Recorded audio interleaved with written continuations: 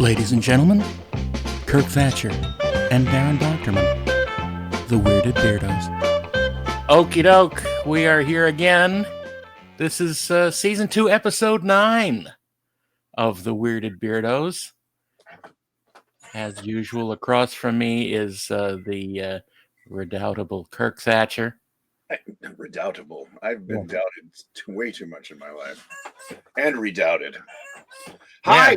Hi, Darren. Yes, and I'm Darren Doctorman. All day long. Half of the Weirded Beardos. I may be, sometimes I'm half the weird half, and sometimes I'm the beard half.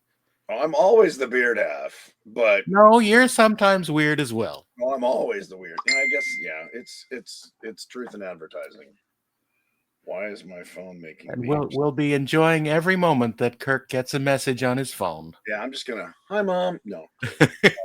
Hi, Mom, you're a guest on the Beardos. Exactly. Hey, speaking of guests, we have a good guest today. Well, we always have good guests. I know, Who is but our a guest really today? good guest. Kirk? Well, but this is a really good guest. Okay. Shall I introduce him? Please, tell us about him. Ladies and gentlemen, Adam Dougherty, KreatureKid, was an amazing creature maker who worked in the LA shops with some of the luminaries, doing sculpting and casting and molding and all that, and then started his own shop in Denver, Colorado. And I've been a fan of his work since I met him at Monsterpalooza years and years ago. And he's doing a really fun creature stuff. And I got to visit his shop like a week ago out in Denver, or 2 weeks ago. And he's just cutting edge stuff with 3D printing molds and cores and casting electronics, amazing stuff. And so I asked him, hey, do you want to be on our show? And he very politely said yes. So, because he didn't know what he was saying yes to. No idea. He had no idea what a monster you are. Let's bring him on, shall we? Gentlemen, KreatureKid, Adam Dougherty. KreatureKid. Hello, everybody. Hello, Adam. Howdy, Sorry, guys. Thanks for having me. Oh, thanks for coming on. Thanks for being had. Yeah. So, as we said, you're a creature maker. In fact, you go by the moniker KreatureKid with 2 Ks. I don't know why that's 2 Ks, but it is now. Yeah. And so we always like to say, where did you grow up? What was your family like? Did they think you were a weird kid? Were you sculpting and drawing monsters since you were born? Kind of give us your background. Yeah. So basically that. Weird kid. Drawing monsters since I was born, you know. Now, was anyone in your family artistic, or like aunts, uncles, cousins, or were you the odd man out?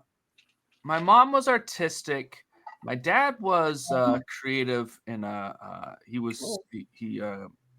guess he was designing products, kind of he was involved in the kind of like the creation of fiber optics as opposed to cables. He was I think he was one of the guys who kind of came up with the idea of a modem in your home that wirelessly is giving you internet. Wow. I know he invented call waiting. I think that was him. Wow. It has like weird stuff, right? So like early tech stuff. That explains your affinity for tech stuff, because as well as being an artist designer, I was kind of blown away by all the high tech stuff you have at your shop. So you're making creatures. How did you learn to do what you do?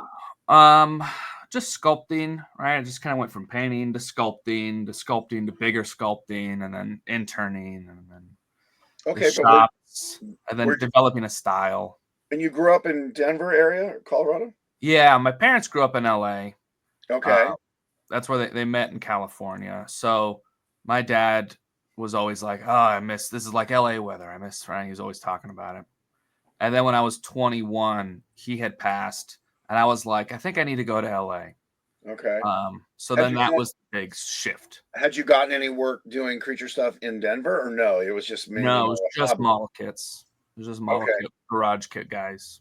Oh, okay. You were building garage kits and producing garage kits. Sculpting garage kits, doing my own, selling them. Okay, so you were in the garage kit world, which used to be huge. It's still kind of going on, but I remember in the 90s, the LA had Mad Model Party. Did you ever go to those? I just went to Wonderfest. Well, okay. Wait, how long were you going to Wonderfest? Like 3 years. Not long. I must have missed you. We must have crossed or something. I only had a booth there 2 years in a row. Okay. But I was doing the kids model competitions and stuff too for a while. Nice. And then I did the one they did a Vegas show. What was the Vegas show called? Ooh, I don't know. A model kit show in Vegas? There's a big model kit show in Vegas. Steve Wang. That's where I first met Steve Wang, Ben Chapman, and Jeff Yeager. That was the big one. I was like, Jeff Yeager and Ben Chapman are gonna be. I gotta go. Oh wow! And so Darren is a regular at Wonderfest. I'm a semi-regular, but you guys you were more regular before I was, Kirk. Let's be honest.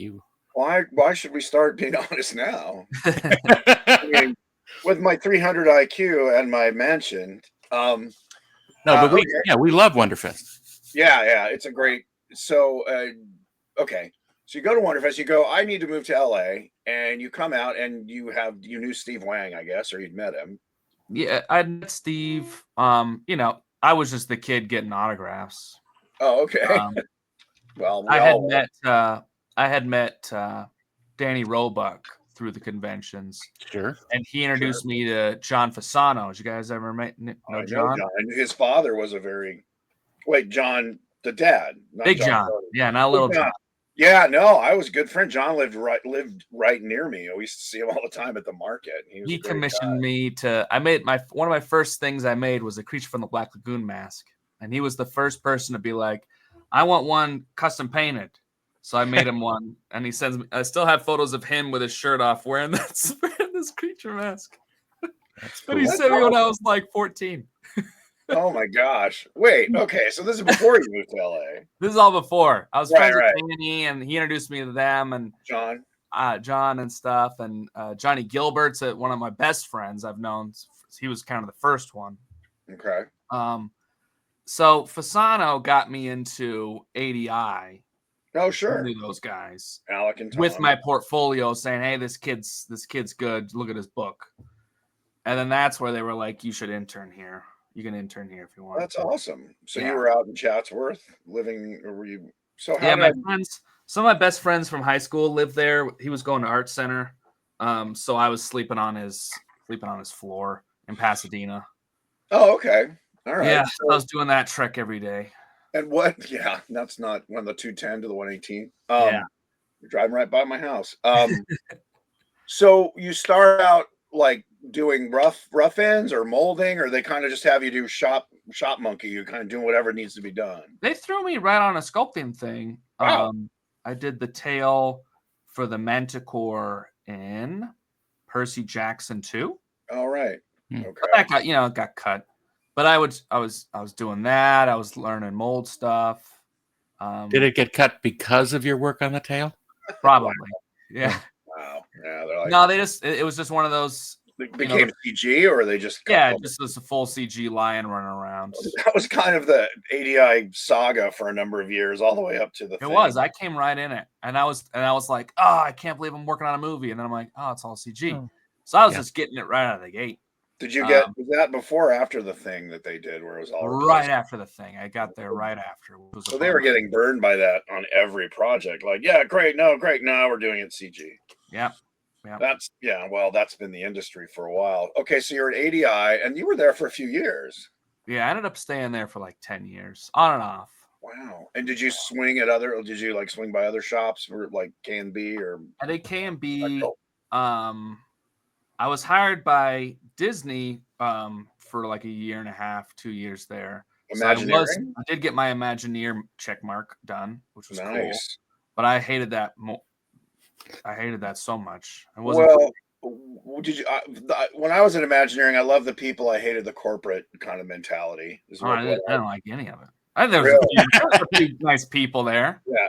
Well, you're in the model shop, I'm assuming. Yeah, I was carving carving the yellow foam. I was using the Super Sculpey. Right. For Um, what? For making maquettes and like designing. Yeah, well, yeah, it was maquette stuff for A new ride. yeah, it was a carousel for like Tokyo, I think, Oh, okay. and then like Peter Pan stuff. I did some stuff foam carving for Florida, Okay. and then I was just doing a bunch of, and then they were like, "Ooh, ZBrush," and then they threw me at that, and I was just in a computer office in the lunchroom for the rest of the time, and I was like, I'd fall asleep at my desk, and I would just. I met Andy Probert there doing exactly that, doing CG. It was before ZBrush. This was 1990, Oh, wow. 89, 90. So he was working in, oh God, like Electric Image or something. But I remember he was there. And yeah, I thought Imagineering was amazing artists being treated horribly by corporate, I mean, That almost never happens, Kirk. yeah, I know. I know the amazing artists don't work at Disney anymore. Well, not anymore. But they had great people there who were just really enthusiastic, and it was kind of, I don't know, I think it was the end of the golden days. Maybe they ended before. I don't know. It was miserable. I hated it. Wow. Yeah. But also, I was 22 at the time, and I wanted to make monsters. I got you. And I was sleeping on a friend's floor, and they were like, "Slow down, go to Starbucks, take your time. You have a month to do this thing." And I was like, "What are you talking about?" It was very much like government work. It's like, no, hey kid. Yeah. Not that kind of making us look. They're like, "How'd you get in here? Who do you know?" And I was like, "Well, that's not good." Okay, so you were there. You checked your Imagineering box. Yeah. And then were you ever at Spectral Motion? Did you work with those guys? Nah, I still think I am not good enough to work at Spectral Motion. They are incredible. You're good, kid. You got chops. Yeah, they're really good though. Yeah. Yeah. But no, never did them. Never did Legacy.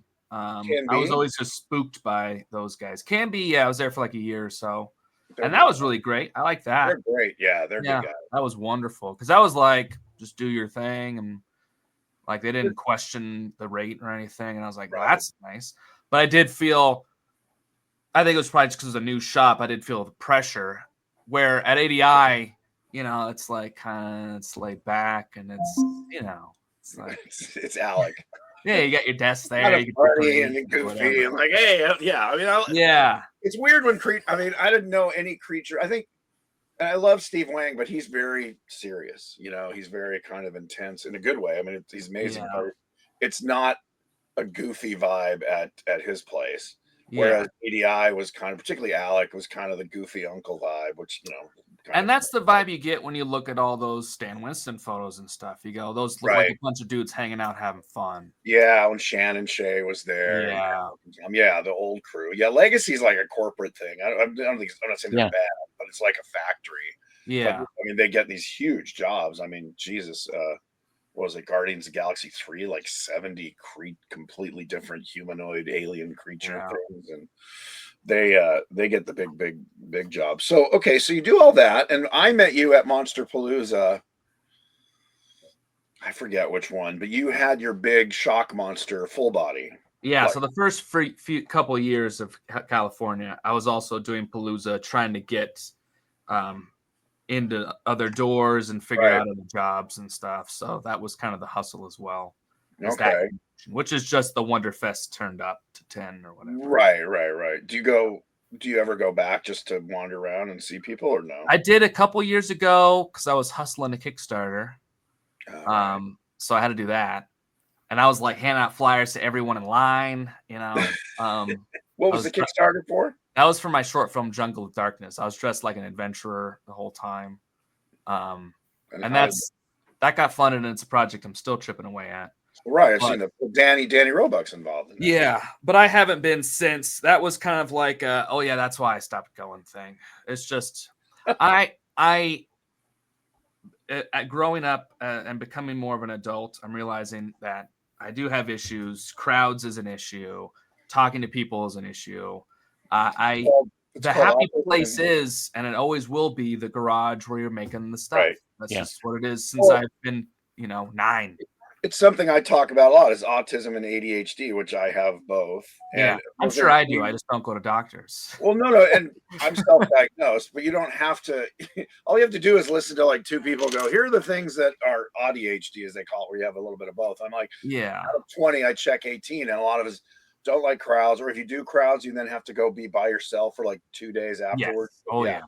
And that's why you're so creative. I think that's why creative people, the mad geniuses, whatever, you have to be alone in your laboratory Yeah. to just get the noise out and focus on it. I think the more you hear about and learn about it, the more you're like, oh, okay, all my friends, like the people I hang with a lot, not Darren. He's not, he's more like a Definitely not a friend. Yeah. He's not autistic at all. Yeah, name No, any movie. The difference is I'm artistic. Artistic. But so I went with a friend to Monsterpalooza, and she about halfway through just kind of was having a shutdown because what's going on? It was just too much. Were you getting the hand a lot? What do you mean? Oh, for me, no. No, she was just like, it was melting, just too much input. Just all, I get it. I get excited by it and all the people and looking at all the visual stimuli, which I love. It's kind of like, a fire hose. And then I have to go away for like a day and just be like, process it. Yeah. But I understand that. I think it's a big part of the creative. And I don't have to, that's why I'm like, I don't have to put myself in those positions. Right. I am comfortable in the shop. I'm comfortable with the people that I pay to have around me. I'm comfortable. Even my friends, they're like, hey, we're going to go to this bar. And I'm like, I don't do that anymore. They know. What's nice is I've whittled down to the handful of friends that know these are the things that Adam does. If we want to hang out with Adam, we got to go do those things. Right. Well, let's talk about your shop. So you're in LA, you work the circuit, and you go, you know what? I'm going to go back to Denver, Colorado, because of family stuff and COVID and just always being a broke employee and seeing, I knew as soon as I moved there, I was like, this is obviously a sinking ship with how these shops are set up. Yeah. They are living, the shops are built on extravagant jobs, but what they're getting is nothing. So then I was like, obviously that's not going to add up.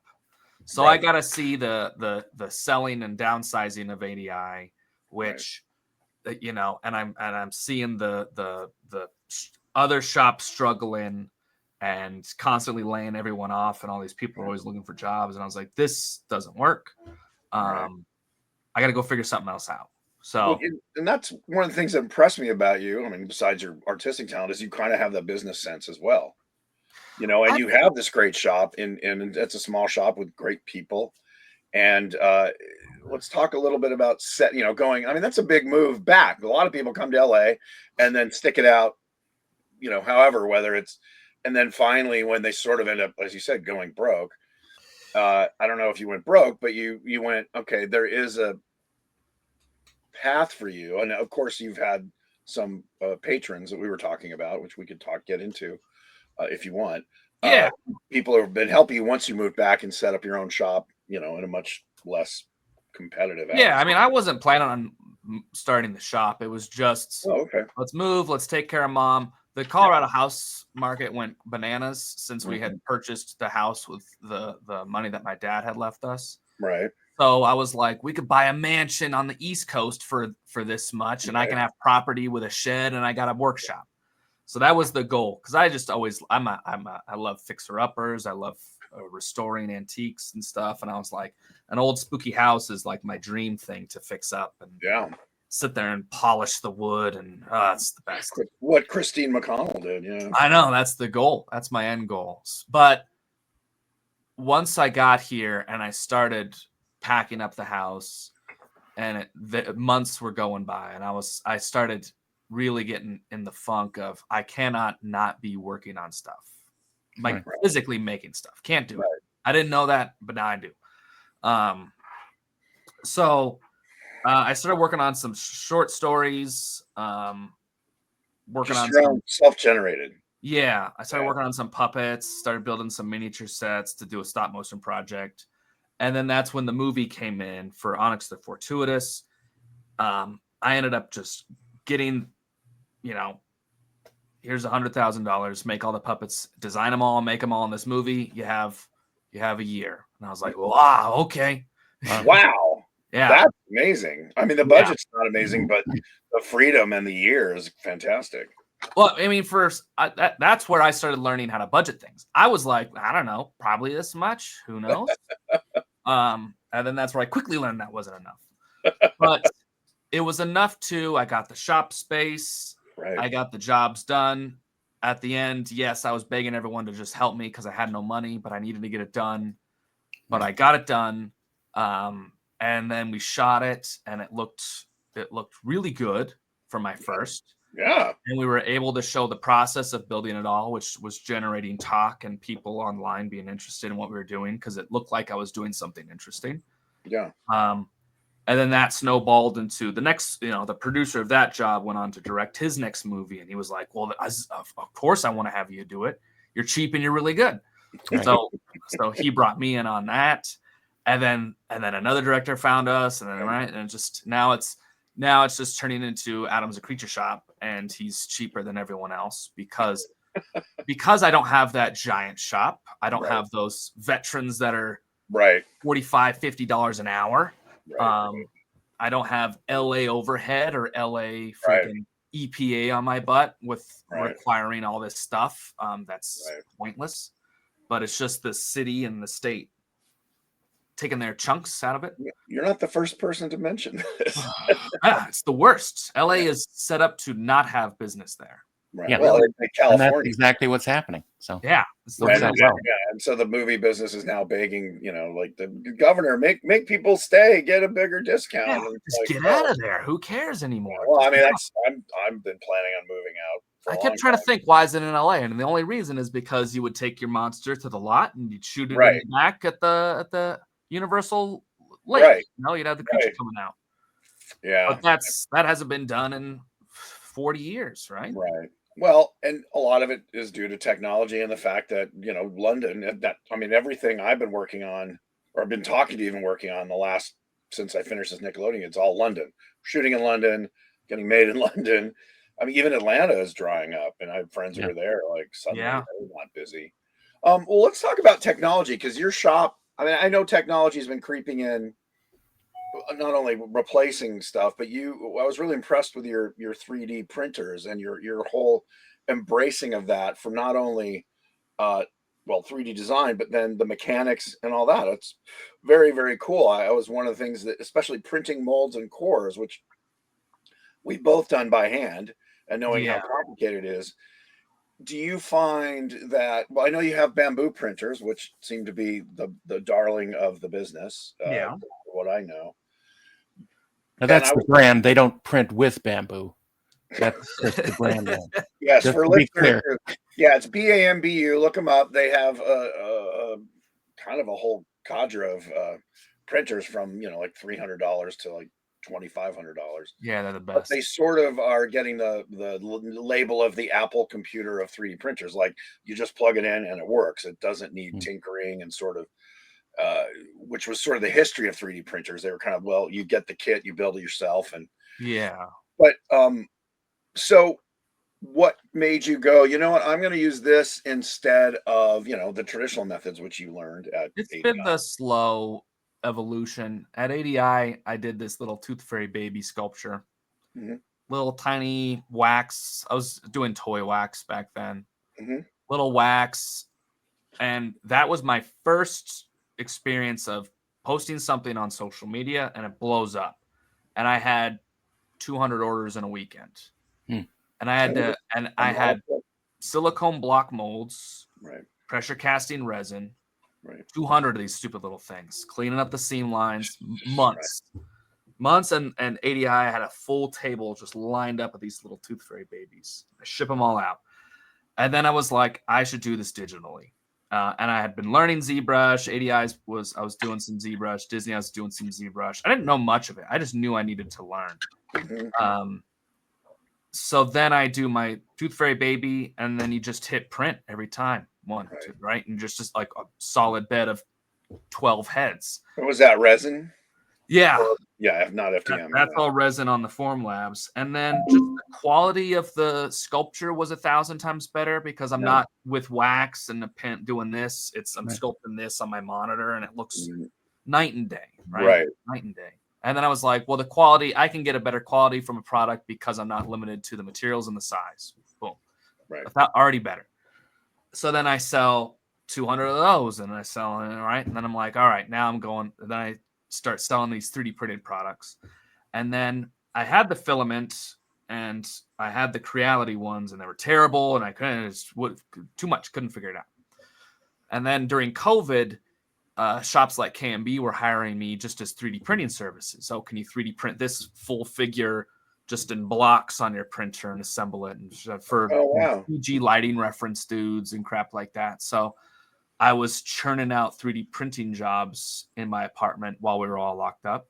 And this was FDM or still resin? All resin. Wow. I could not tap into filament. Couldn't figure it out because it's pre-bamboo stuff. Yeah. So then here, when I started the shop, we're doing the traditional, we're tapping glass, we're doing this, we're doing that. Right.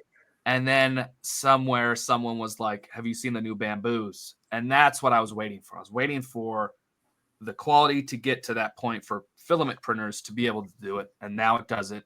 And now every time I'm like, why did we do this traditionally? This should have been printed. Just the other day, we were like, we have this core, right, but we need it out of polyfoam. And I was like, should we just make like a silicone plastic bandage mold for this? And I was like, I'll just print a mold. What am I talking about? Just print a mold, run polyfoam, done. Well, what shocked me was the detail, because especially on FDM printers, because I thought, well, for really tiny details and pores and things like that, you're going to want to use a resin, but you were getting it out of the bamboo P1S, PS1s. What is it? P1S, yeah. P1S, yeah. And you've obviously figured out, your metrics to get that to our levels. You can I don't know if it's like literally a tab and it says fine, medium, not fine. Wow. So if you were doing a prosthetic, like, with pores and like Rick Baker levels, Dick Smith level, would you if I was doing that, I would do a print of the buck, a thin detail layer for the pores, and then I would do a traditional mold on that. Oh, really? You wouldn't do a resin, because I know people have been doing resin molds with the core could be FDM because it's. I got a big resin printer, but it's a little too much in the R&D, so I haven't figured it out too well. Is that the Formlabs? No, that's the Illigu company. Yeah, Formlabs is getting too expensive for me, so I'm switching to Illigu. Right. But their printers are kind of backtracking for how I know resin, to where now I have to like adjust settings, which is new. So now I'm like, I don't know, I'm freaking. And they're like, you need to make a video reviewing our printer, and I'm like, okay. So I have to learn it. Yeah, but I mean, so it really is just whatever the tool is for the job. You're not like, I only 3D print unless, again, like you said. Yeah. I mean, a lot of the times it's easier to rack my brain around a Chavant detail pore sculpture than it is to use the pore pattern and then be like, why is it not that? Why is it different than what it looks like on there? Right. Because it will be softer, even in resin. I'm sure it will be softer in detail. Right. And then your mechanics are also 3D printing and figuring those out. Now that's not ZBrush or using like AutoCAD or I don't know, the CAD. Yeah, he always tells me stuff. I forget. But the mechanic out there knows a lot. Do you have a guy who works in 3D printing? Yeah, I got a guy. Yeah. I got a guy. It's just the ADI guy. I keep him busy. Oh, that's interesting. Okay. Because I know now, a friend of mine, I don't know, we've talked about him a little bit, Raiden Gorby at Luna's Puppets. Raiden's really good. He's amazing. Does he do a lot of 3D though? Yeah. Oh, he's got printers, and I think he has like 4 printers, and he prints and sells, at least he was, an iMech where you just buy it and you put in your own servos or whatever. But it's a very it's exciting for me. But then CG and AI are now getting so good. I remember back in the day when Jim Henson was still alive, we were talking about having computers put eye blinks and eye movements on a Muppet style puppet because the mechanics were clunky and all that. And back then you could just put a tracking marker and I mean, it was not cheap, but Jim had, deeper pockets. But now it's, practically free software can do that. Yeah. So with this interesting, I mean, you are, I would say, at this kind of crux of where AI and just basically visual effects are kind of melting in with physical effects, whether it's 3D printing, 3D modeling, to just why even make it physically unless you have to. You're putting it on an actor. It's working with actors. Well, interesting. I'm assuming both of you have already watched the Light and Magic TV show, correct? Sure. So they just had the season 2 come out as well. There's like 3 episodes, which I've not watched. Yeah. So it's fun because I watch that and I go, everything they say, all you do is you shift from them practically doing it to digitally doing it, shift it over, digitally doing it to AI doing it. And it is the exact same arguments, the same conversations, the same issues that are going to come up, but it will 100% go that way. And that's where I was kind of going, oh, I see what's happening here. The industry is never going to die. The practical effects industry will never die. The CG industry will never die. All it is the funnel of money being shooted out to redirected. the most upcoming new technology. It was practical in the 80s. It was CG in the 90s. And it's now AI heading into AI, 2020s, right? And it will just turn into smaller independent companies doing those old school techniques of CG or practical. But there'll always be a need for those because there's always people going, well, it looks better, But in the mass, AI 100% will be that. It will be AI rendering photos to be 3D models that are then printed, that are going to look incredible.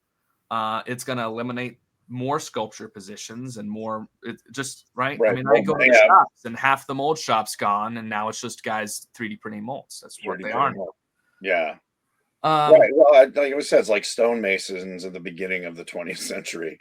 It's like, well, we got molds and plaster and we can now start doing things and mass producing. Even if like a guy who was good at carving stone, you're like, well, that's why they created a secret society. Of course, to preserve the magic about it, so that they preserve the money. They thought they couldn't be replaced. But it is true. Like they said, radio, television didn't kill radio; it just kind of shuffled it to the side, and then there's just less money, and it's just more and more independent guys doing it until there's only the 2 old guys who do it in their garage who know practical and the techniques. Just like there's 4 automaton builders right now, and that's about it, right? It's a dying thing, and unless there's a young kid who's like obsessed with learning automatons and building the gears and stuff, it will eventually die. But he'll fly from another country to go to Van Nuys Valley to learn the techniques of this one old man, and then he'll die, and then he'll take that on, and it's just like the last guy doing motion control is John Knoll in his garage. Is it really? Yeah. Basically, yeah. Wow. Well, he just gave a demo. I think, is it part of the ILM thing, or was it like Adam? I think it was Adam Savage. Yeah. And he was showing him how they lit the pylons with fluorescent lights so it would match the blue background. But now it's LED lights inside the pylon. Right. Yeah, it's amazing. And it, and just the repeatable moves was like, and it's funny that. Well, I'm blanking on his name. The guy we were talking about, automaton, and the guy in Van Nuys, like we're talking about Thomas. Yeah, Thomas. And he makes these amazing jewelry level, like Swiss watchmaker. In fact, he gets all these old German and Swiss watchmaking. Thomas Kuntz, Haxenthrobo on Instagram. Haxenthrobo, yeah, you got check him out. And he sells these amazing 3D printed very often, the mass produced things. He's never 3D printing. A resin cast. Are you right? Yeah, always traditional. He does not do tech. I've been helping him learn how to work his phone. Yeah. But you have to make sure when you get a delivery from him that it's switched to good, not evil. Yeah. You have to make sure of that. Bad things have happened. But it's just right. It's never going to die. It's just there will never be money. It'll just be very ill. Yeah. It'll be a life support. Well, it'll just be a struggle. And I've accepted that I will struggle because I love practical.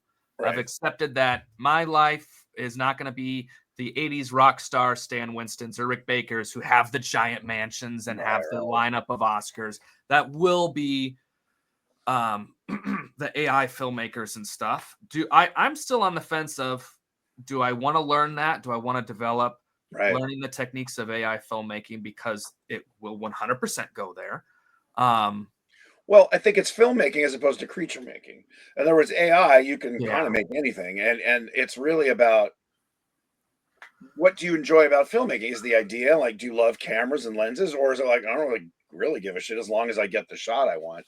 And that's what's interesting about AI. All those skills sort of go to the wayside of just the visual. It's back to, literally a one person, Flow is sort of a 5-person one-man vision, and that was with Blender. And that was, I don't know if he used AI at all, but it goes down to the discerning eye of the artist. Right, exactly. It goes back to the visionary.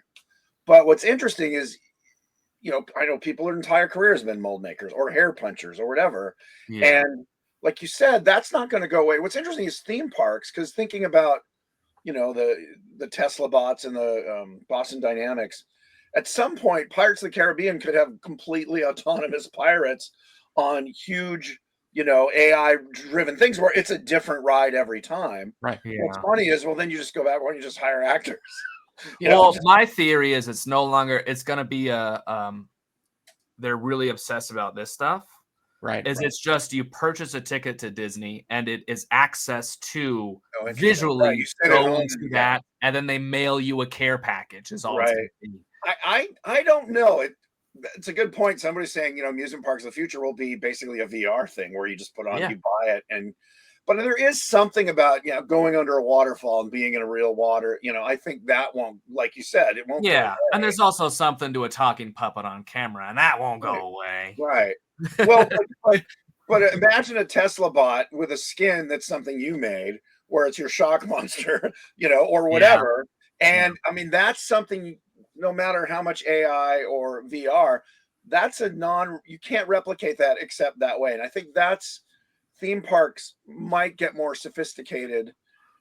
There's a lot of obviously insurance reasons of why you may not want robots, grabbing or near your people. But like, again, Pirates of the Caribbean, you're in a boat, but they're all the level of the Johnny Depp Sarcos figure, and they have their own AI and like what they do with the other ones. It could be fascinating. Yeah. I mean, it is interesting, like that new Universal Monster Land. It is a combination of just screens where you're watching the screen happen, and you're probably wearing 3D glasses with a few animatronics thrown in there, which is cool. They have the little walkie robot dog dressed up as a dragon for How to Train Your Dragon World.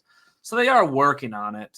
Well, and the How to Train Your Dragon World is exactly that. Like, there's some pretty cool, large, interactive creatures there, and they're the fun dragons. And that's Spectral Motion doing those. Right. That's what saved them, is they just went into theme park stuff. I know, but because Disney just farms it all out now, which was really disheartening to learn when I worked at Imagineering.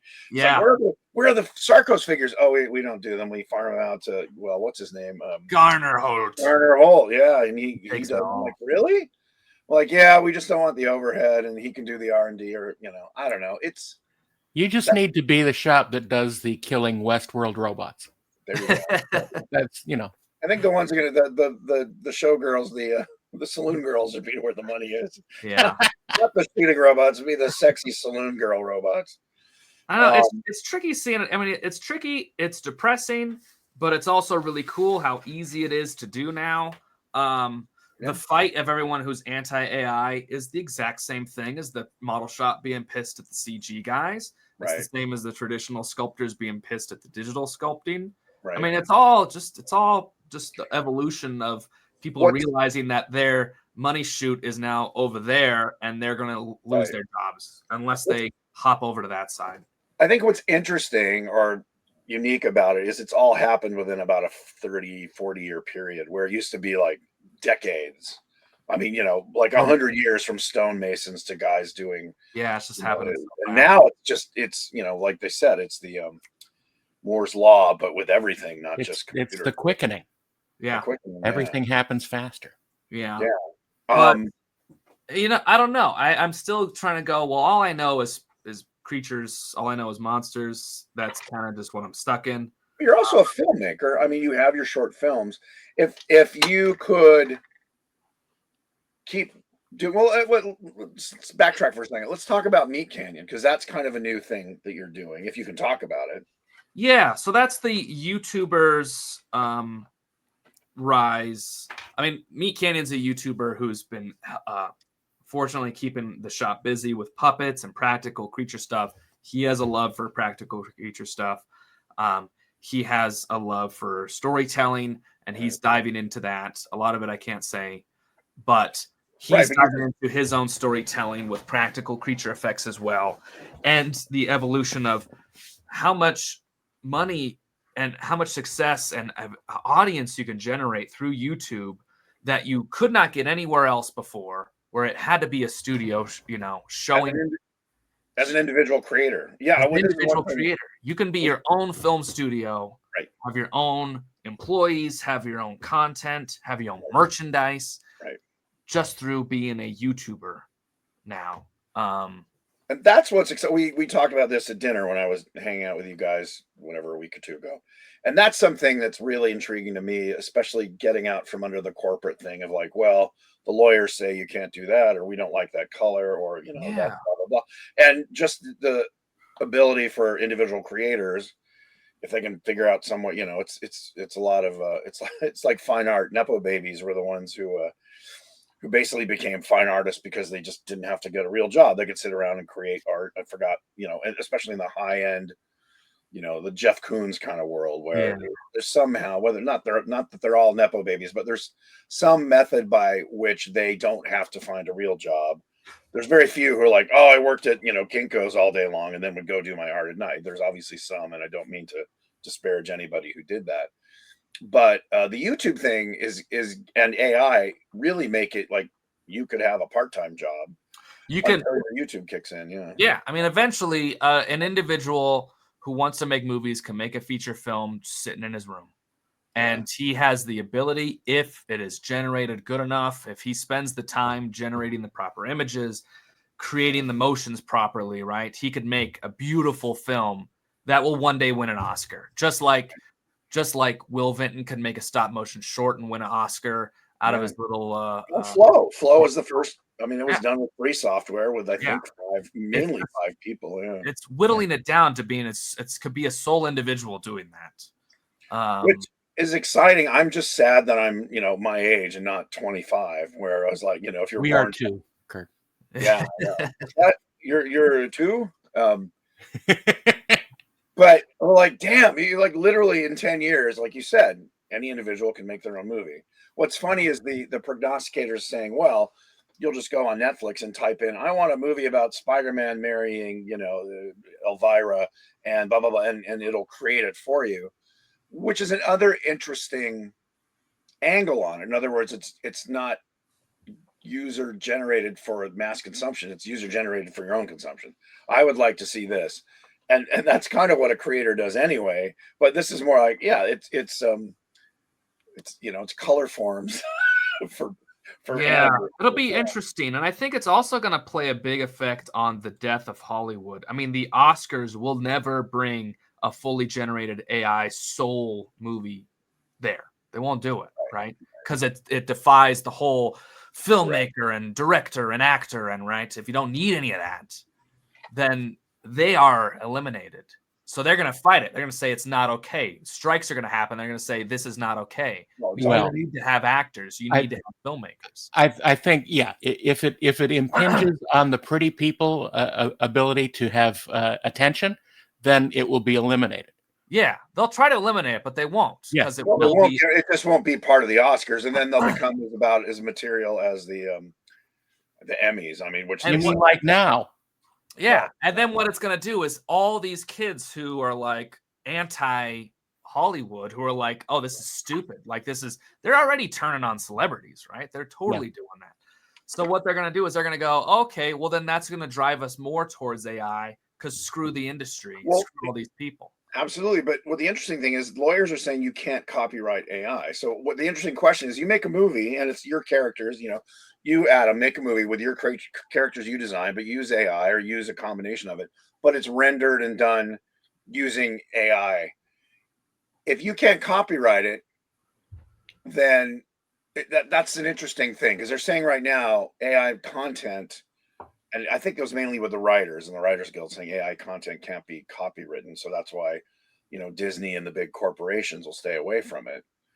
But can it be patented? In other words, if you create a character, Mr. Duckface, and you design him and AI helps you do it, like, is that something, if you used I don't AI? know. I think that I see the youth as really thinking all that stuff's stupid anyways. I mean, You say the youth of today, it just sounds cooler. Yeah, I think I just see people. I see so many fan accounts and people making fan art getting slapped with cease and desist. In the Garage Kit world, we were getting slapped with cease and desist from Universal. Everyone hated it. Right. And you see like the the Steamboat Willie thing. They're making funny spoofs because this whole idea that's over 100 years old is ridiculous. It's a joke. I can AI generate a video with Elmo and Pikachu right now. Right. Those images aren't their images. It's not licensed, but it's generating the Pikachu somehow. Well, people, like, they were doing the Studio Ghibli look, and Studio Ghibli, like, we will sue you. Like, who are you going to sue? You can't sue the AI. And in the end, if you look at all the comments, none of them, like maybe 1 out of 100, are going, "Duh, this is a copyright issue, right?" No, they're all going, "This is beautiful. I love this. This is incredible." Right. I'm going to do all that matters. A Studio Ghibli thing in my family. It's happening with the Muppets. There's now like a Muppet look, and I just saw a whole thing where they, what shows, like Game of Thrones, or no, it was the Lord of the Rings, where they did all the characters Muppet style, and it was just a little clip. It was maybe a minute and a half long on Instagram. Yeah. And I'm like, oh, well, there you go. So what's Disney going to do? It's not the Muppets. They don't say the Muppets, but they look just like the Muppets made them. It's that look. It's really, I think it's really going to be the crumble of studios and Hollywood. I mean, I think they're already forcing it to happen. The strikes, the COVID, them just producing the dumbest, most expensive crap they possibly can. They're just flubbing up left and right. And then this AI thing and the independents and the YouTubers and I think we're seeing the battle right now, and the blob is just eating it away. And it's just how do you make a living doing what we want to do in this world? I don't know. It's really that's the question. Can you make a living at it? Because and what is a living if AI is going to take over 80% of the jobs?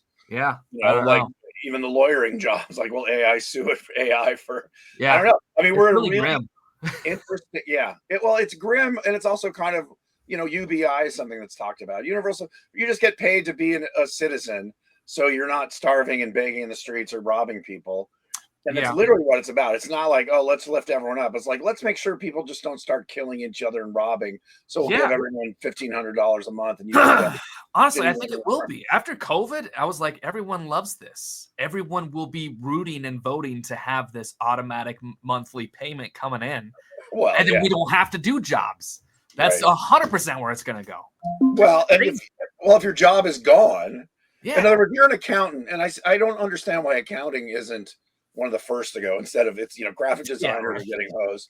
Accounting is literally just numbers and laws. Like, here's a law, here's a number, boom, boom, it's done. No, they went after artists, but anyway, they were all like, well, art is human, it can't be replicated. Yes, you'll hold my beer. But when that's done and all these accountants out of work, what are they going to do? Yeah, I mean, they're not. I mean, are they going to be making movies? Is the creator the last job that can't be? Well, it can be. I mean, hey, you can punch an AI, make a movie about this. Kirk, I know exactly what they're going to do. They're going to be battling for gasoline in the desert. Yeah. round and round like angry ants, mad for the smell of gasoline. You're going to need someone to drive that tanker. I don't know. It's hard because you see, like, I feel like everyone's aware of the trajectory. Everyone sees where it's going. Right. No one really knows how to change it. Right. It's advanced so much. It's hard to adapt to. But then it's also, well, how many years do I got left? Well, I got 30 years before I got to start worrying about Social Security kicking in. All right. In that 30 years, what's the trajectory of where it's all going to go? How do I set it up so in that 30 years, if I'm still around, I can be comfortable. Okay, well, I got to figure out paying Social Security, figuring this out, doing all that, right? Just as a backup plan. Right. Because I do need to think that stuff through. But like, I always know I'll live paycheck to paycheck. I think it's just the industry. Right. It's just the industry now. And Absolutely. even in Hollywood, it's always been that way. Yeah. It's always that, right? We're just used to it. People are getting angry about it, and for any creator, you're like, well, that's yeah. I mean, welcome to our world. I remember ILM. A bunch of people who started there because it was Marin County were not from the film business. They were literally like furniture makers or violin makers. I mean, these are real jobs that people had, and they got brought into ILM for their skill set. And after right around this time, I started. 1980 to 83, there were some downtimes because it hadn't become ILM with capital letters, and people were getting laid off, and they're like, but I quit what's happening? And I was like, that's how it goes. Gig economy. Life. So on one thing, like cockroaches, people who are artists are more prepared for that lifestyle than people who work, either at a factory or a corporate job where they had job security and gold watch after 30 years. Yeah. But it doesn't make it better. It just makes it like, okay, well, we're not makes shocked. It better. We're not shocked, but it makes it better for us, easier for us. Yeah. But no, we live in interesting times, but and the fact that not only is affecting our industry, but every industry. Again, I'm shocked that Payne Weber and E.F. Hutton exist, because I would think, well, that's AI could do that in its sleep. Yeah. You just plug in what you made, or it knows what you made because it's part of your thing, and it tells you here's what you owe, here's what you can save, and it's done. Like, the fact that I pay an absurd amount of money to accountants is shocking to me. Yeah. Like I said, I pay them $7,000 to save me $2,000. So it doesn't make any sense. Yeah. No, it makes sense to them. Yeah.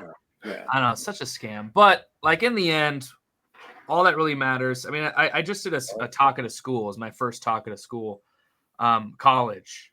You get all these kids. They're all going to college to be in the film industry. Yeah. And I'm just like, in the end, all that really matters is what you leave behind and what you contribute to the gears that you want to contribute in, right? We love film. We love art.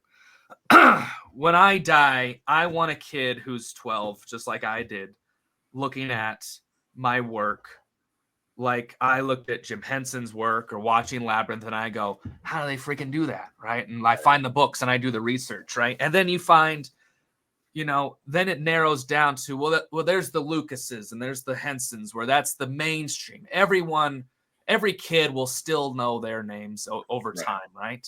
But then you go into like the Carl Rambaldis or the the smaller independent guys, or just the shop guys, the shop guys that I got to work with that aren't around anymore. Where you go, even like Matt Rose. Matt Rose, no one knows of Matt Rose, but us couple guys know him. Us couple guys were fortunate to work with him. Right. And his work, if a fan in 60 years is passionate enough about Predator or Monster Squad or the industry in general, he can find the traces. Well, it's like a kid knowing who Willis O'Brien is today. Yeah. Right. Like, or Tony McVeigh. I mean, there are people now who are aging out who, unless you're in the biz, you won't, like you said, Matt Rose. But I'm just thinking of, like, my generation would be like Willis O'Brien. Yeah. He was dead before I was even aware that he existed. And then I was like, oh, that guy was one of the pioneers. Yeah. What's interesting, though, is you said books. I'm like, I don't even know if books will exist in 20 years as the thing where you find. No, they'll exist, but they'll exist like, stone tablets exist. Yeah. Collector's items. Yeah. I mean, books will exist long after the batteries are dead. No, I know. Yeah. But the interesting thing is who's going to read them. Yeah. Right. Well, I mean, there's a generation who can't, if it's not on a phone or an iPad. I think libraries are ghost towns now. Yeah. Except for college students, where they're kind of still trained in that old. But there'll always be a trace. There's always a trace and a way to follow and see someone who was trying to do something and who was creating something, right? I'm fortunate with the shop. That was kind of the goal of the shop, is working in shops. I was like, no matter what, it's Alex's shop, it's Tom's shop, I am just a small gear on that shop. if I want to get what I want out of some type of notoriety that will live on past me, it is my own shop. It is my own brand. And now that I've done a few movies, that's the start of something's out there that's going to go beyond me, where some, whether the movies are good or not, someone will watch a bad movie and they'll go, well, that thing's weird. What's that? And they'll look it up and they'll find me, right? The model kits, the products are out there. There's products that someone will find at a thrift store and go, oh, look at it, sculpted by that guy. I wonder what he did, right? And I think that's worth the struggle of, as long as I can keep paying rent, as long as I can afford food and I can go to thrift stores and have fun, and my anxiety is at a manageable level, having the products coming out of the shop is worth that effort. Having these kids where when they're 60 and I'm long gone, they'll go, man, I had this crazy boss. It was the weirdest thing, but it was really fun. And I learned this. I just look at Joe Johnson and he's like, George Lucas was like, do you want to go to school to be a filmmaker? Yeah. And I go, man, if I could, if there's one of those dummies out there who I could be like, hey, you should go to school because you're really promising in this. So I think you can figure this out. And then he could tell everyone when they're bulldozing this building down, like, wow, we made some cool stuff here. Right? Well, that'd be sweet. It was about I was in a number of Joe's movies when he was at USC because I've known him since I was 15. That's incredible. And I was like, wait, George is sending you to USC when you've already storyboarded them. I mean, you know filmmaking better than most filmmakers as a storyboard artist. What are you going to learn? How to stand behind a camera? It was fun. I mean, he did fine. And yeah, I have cameos in 2 or 3 of his movies. We shot one of them in my front yard, my parents' house. Oh my God. Yeah. And I get killed in one of his called Jameson's Retreat. I'm the young soldiers get shot and the helmet flies off and I'm there with like a bullet hole and I'm like, oh, and die. So yeah, that's my small part of the Joe Johnson. Well, you were talking about Light and Magic. Joe directed this season of Light and Magic and did all the interviews and you can see he's talking to George and I think he's talking about the reaction to Jar Jar and George says, well, you were there. You saw the reaction to the Ewoks. It's the exactly same thing. Well, our reaction to the Ewoks was, George, what are you doing? These are dumb as fuck. And, well, that's the reaction to Jar Jar too. Yeah, no, I know. But George then, I mean, I was in the room. He's like, I just want to be like the new teddy bear. And so he didn't care. They didn't blink and they looked stupid and they just had blank faces. Because I remember we had designed, one of the things I did was we looked at what was coming out of England and we said, okay, fine. Those are the background ones. Let's do 6 or 8, the ones that are in the really interacting with the stars. And so we Phil, I think, or Dave Carson sculpted head, eye, hair. I punched the hair and we gave it like eyes that would blink and they were just, black shiny eyes, and it looked more like a giant living chipmunk person as opposed to whatever those things were. Yeah. But George is like, no. He literally is like, no, they don't want to spend the money on that. They're just like, they don't need to be that. And we're like, and he was right. Well, yeah. I mean, literally, they could have been popsicle sticks with fur on them, and the movie would have done fine. And it was the You didn't see the Kenner Special Popsicle edition? Well, I mean, but that's George just knowing the power of what he had too. Like they don't have to be great; they just have to look okay. Yeah. Jar Jar, at least they went the extra mile to have him walk around and look. I mean, he had texture. Yeah. See, I grew up with Jar Jar, so I love Jar Jar. Yeah. Yeah. Watch the documentary on Disney Channel. It's really good. It's so good. And it's funny now because we can go. I mean, the first 2 episodes are them going, sorry, Frank, we're not doing the practical Yoda, we're doing digital. And then they're going, because they tried the practical in the first one, and they're like, why does it look so different? Why does it look so different? Oh, this one's silicone. And it's because it's a horrible sculpt. Yeah, and then you got Frank Oz, and he's like, oh, it's too heavy the whole time. Yeah. And I'm like, silicone. It shouldn't have been silicone. It should have been foam. It would have been perfect. Right. And then the digital guys are going, well, look at the puppet so heavy. Look at what we can do digitally. And then they're showing the final thing, and they're like, it looks incredible. But now, because CG doesn't hold up, we look at that, and I'm going, this looks terrible. Yeah. And they're like, look at how good it looked compared to the puppet. I'm going, this looks awful. What are you talking about? Yeah. But in the end, they got the story told. He's Yeah, hopping around. They saved a bunch of money from having a practical puppet hopping around. And it's just us nitpicking the quality of what we see. But Well, again, but we're very inside baseball. The kids and the people who went to see it, just like, Yoda can jump around like a flea. Cool. Yeah. What the hell? Yeah, they'll never go, well, the CG looks better than the right. It doesn't matter. But to us, the puppet is 1,000% better. Oh, right. But well, life is getting crappy, so we just have to give up and just stay in our garages and make puppets. I think that's the only. Pay you a few shekels here and there to do it. I think it's worth doing, man. I'm gonna do it shirtless to get extra subscribers. You're like a Fasano now. Oh, John, he's a larger than life unfurled. Just the other day, I was listening to this funny, stupid podcast. A couple comedian kids. It's a really big podcast. And right out of the gate, the guy was talking about nightmares. And he goes, I was having a horrendous nightmare last night. You ever seen this movie, Darkness Falls? He goes, ever since I was a kid, it's jacked me up for life. And I was like, Fasano's still living on. There it is. Darkness Falls was incredible. I just did a Black Roses live reading of the script. Oh, yeah. They're doing a documentary on Black Roses. Are they really?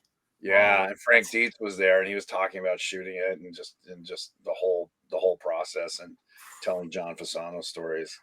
Right, but he's still he helped me get my footing. He. There's that one guy, Joe Johnson was my guy. Right, people can look back. So I'm just trying to be that guy for these people. I'm telling all these kids to learn AI. I had one kid who's like, I will not learn AI. I hate AI. He's 20. He's like, I'm not going to intern here, but you can pay me to be here. I'm not going to learn AI. And I was like, what are you doing, man? Every decision you're saying right now is bad. Do it so at least you know the truth when you say AI sucks. Yeah. Right. Just know your enemy. Keep your enemy closer. I mean, you could be. I mean, it works for the Amish. Yeah. I'm AI generating storyboards right now, and I'm going, I could not afford an artist who wants $1,200 a week to or the speed. Like I'm character designer. I've been fucking around with it to design stuff, and I just like Darren said, it's just more like I'm curating more than I'm actually, even trying. Just ideas for coloring and lighting and like the mood. I'm like, I wouldn't have thought this would have looked good in yellow lighting. I was thinking blue. Right. It's just riffing. It's basically like riffing with your brain, and it's a free partner. Yeah, or it's $60 a month, whatever it is. I love it. To me, it's a tool, and I have friends who are traditional 2D animators who like fucking hate AI. It's ruining. It's like, I mean, you can hate it, but it's sort of like hating gasoline powered cars when you were a horse breeder. I do hate gasoline powered cars. Yeah. And there was people doing it. 100% there was people doing it. Of course. Right? It's the craziest thing. But, we are out of time. So I want to thank Adam Dougherty, KreatureKid.com. I'm trying. Don't talk over me, Kirk. God, I'm not talking over. You're talking under me. I'm trying to plug our guest site, KreatureKid2Ks.com, and go and see his stuff. It's pretty cool. And the meat Thank you, candy guys. stuff. It's an honor talking to both of you. Thanks for being on the show, man. Thank you. We'll have you on again to talk about your feelings. Well, we'll have you on again unless we can find an AI to replace you. Right. Honestly, you wouldn't even know the difference. They're now doing podcasts with basically digital clones of people. And I've told Darren, we should just do that. We should, you film yourself for like 2 minutes and it creates a clone of you with your voice. And then just say, give it 3 podcasts, say, make a podcast, and then put that up and see if anyone notices. I'll probably move around less. I'll be like, that's right. People will watch it. People will all watch our 87 subscribers would notice, Kirk. I bet with Adam on, we're going to get 88. Nice. I'll try. I'll post it. I'll share it all. Try to get the word out. Thanks so much, Adam, for joining us. And thanks everybody else for watching us. And we will see you next time. Stay on for a second. Weirded Beardos. The Weirded Beardos are Kirk Thatcher and Darren Doctorman. Email them at theweirdedbeardos@gmail.com.